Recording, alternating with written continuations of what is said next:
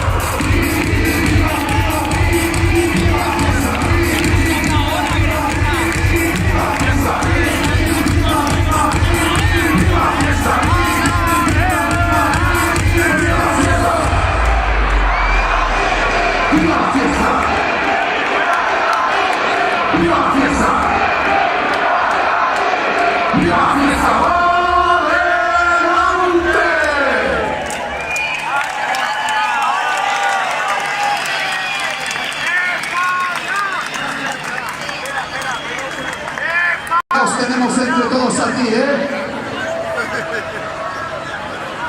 A ver, tengo años de edad entre todos. una cosa que me ha llegado hoy, que es un poco rara y me sabe mal confesaros esto y compartir con vosotros mis intimidades. Pero yo tengo un acosador. Tengo un acosador y cada vez que soy muy consciente, el hijo de puta me manda este puto sombrero que está endemoniado. Y es que cuenta la leyenda que si te lo pones, te conviertes en Johnny Tecnosca.